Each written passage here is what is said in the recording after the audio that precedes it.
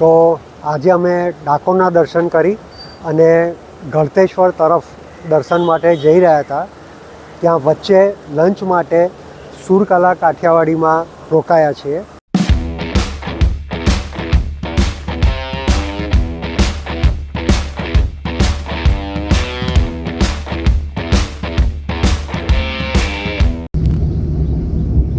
Petrol pump પછી આવી સુરકલા.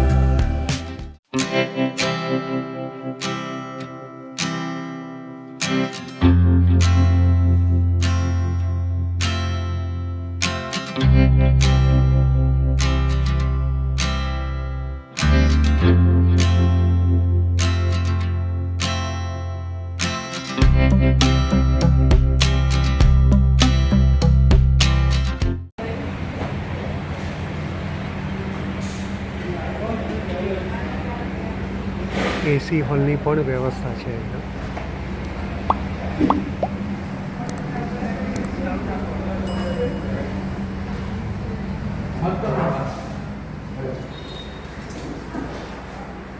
કેટલા જણની કેપેસિટી હશે લગભગ? કેટલા બેસી શકે? 36 જણ.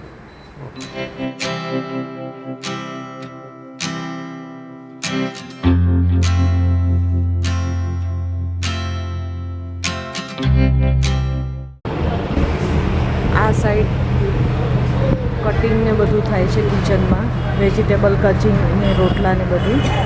અને આ સાઈડ કિચનના 3 વિભાગ છે, કાઠિયાવાડી, પંજાબી ને ચાઇનીઝ.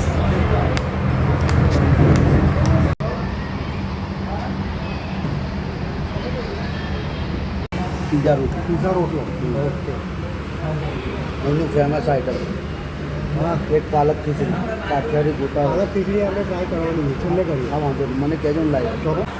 આ જે પીઝા રોટલો છે એને એ લોકોએ વણી અને ફૂલાવ્યો અને પછી અંદર એમણે આ રીતે બધું ફિલિંગ્સ કર્યું છે. મિક્સ સલાડ છે, શું છે બધું. દુષ્યંત ટેસ્ટ કરી રહ્યા છે. ઉપર ચીઝ પણ નાખ્યું છે. દુષ્યંત ટેસ્ટ કરો તો કેવું લાગે છે?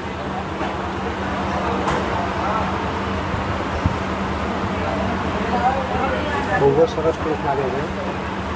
જો અંદરનું સ્ટફિંગ જે છે એ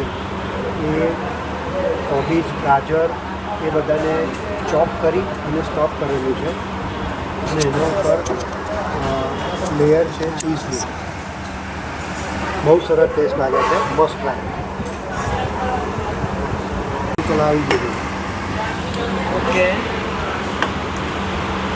આપણી સુરકલા પંજાબી ગરમ ગરમ રોટલી અને સુરકલા સ્પેશિયલ. તો આ સુરકલા સ્પેશિયલ શાક છે. એમાં 2 પ્રકારનું આવે. આ બાજુનું છે એ કાજુનું સ્પેશિયલ છે અને આ બાજુનું ચીઝ સ્પેશિયલ છે. ચીઝ પનીર. ઓકે.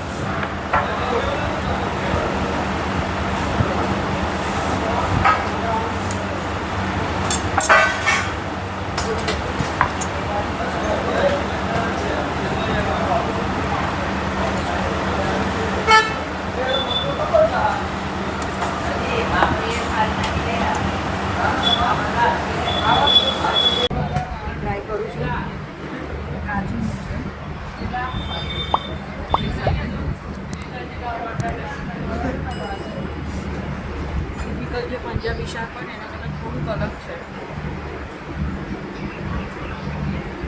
પંજાબી શાક નથી લાગતું. આઈ થિંક ઓઇલી પણ નથી, ઓઇલી પણ બિલકુલ નથી. ઓઇલી પણ જરાય ઓઇલી નથી.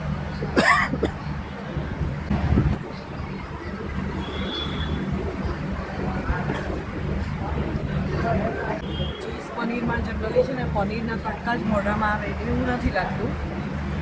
એકદમ બધું ભળી ગયું છે એટલે એ પણ કંઈ ડિફરન્ટ લાગે છે. Must try. આ આવી ગઈ છે પાલક ખીચડી. હું તમને નજીકથી બતાવું. દાણેદાર છે એકદમ. મગના જે ફાડાની દાળ આવે ને તે અને ચોખાની અને પાલક નાખીને બનાવાય છે. કોઈ પણ જાતના કલર વગર એકદમ ગ્રીન. અને એની સાથે તમને જોઈએ તો કઢી અથવા દહીં એ સર્વ કરે. અમે જ્યારે આવ્યા ત્યારે લગભગ 11:15 જેવું થયું હતું. ત્યારે પાર્કિંગ લોટ ખાલી હતો, ખાલી અમારી જ ગાડી હતી.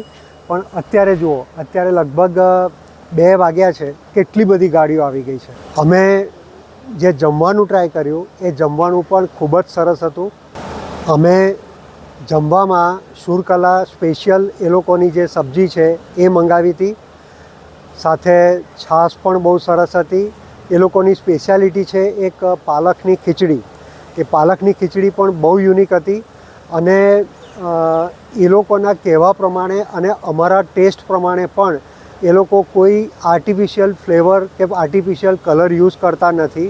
નેચરલ કલરથી જ અને નેચરલ રીતે જ એ લોકો દરેક વસ્તુ બનાવે છે. તો બધી જ વસ્તુઓ બહુ સરસ હતી. પીઝા રોટલા પણ અમને ઘણા જ પસંદ આવ્યા, કે જેમાં રોટલાની વચ્ચે સ્ટફિંગ કરી અને ઉપર ચીઝને વગેરે નાખીને બહુ સરસ બનાવ્યા હતા. તો જ્યારે પણ તમારું આ બાજુ આવવાનું થાય ડાકોર આવવાનું થાય તો ડાકોરથી પણ લગભગ 12 કિલોમીટરના અંતરે હાઈવે ઉપર જ છે.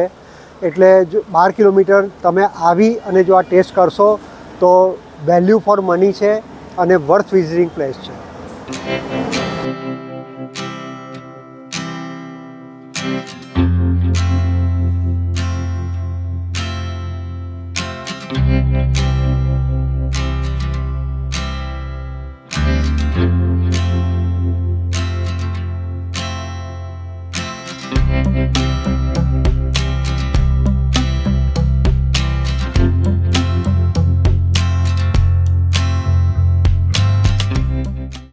આ જે કમ્પાઉન્ડ દેખાઈ રહ્યું છે એ કમ્પાઉન્ડની બાજુમાં જ એમનું એક ચંદન પાપડની ફેક્ટરી પણ છે. ચંદન પાપડ એ લોકો બનાવે છે. પછી એમાં મઠિયા પણ હોય છે, ચોળાફળી. તો એ પણ અમે આખી ફેક્ટરીની વિઝિટ કરી. એ પણ બહુ રીતે એ લોકો આખું પ્રોસેસથી બનાવે છે. તો અમે એક પેકેટ ટેસ્ટ કરવા માટે લીધો છે. લેટ્સ સી, અમે અત્યારે એને ટ્રાય કરીશું અને જોઈએ કેવું નીકળે છે. પણ અમને વિશ્વાસ છે કે જે રીતે જમવાનું સરસ હતું એવી રીતે મઠિયા ચોળાફળી પણ સરસ જ હશે. હા ફ્રેન્ડ્સ, જો આ બાજુનો જે આ રસ્તો છે એ રસ્તો ડાકોરથી આવી રહ્યો છે. ડાકોરથી ગળતેશ્વર તરફનો રસ્તો છે.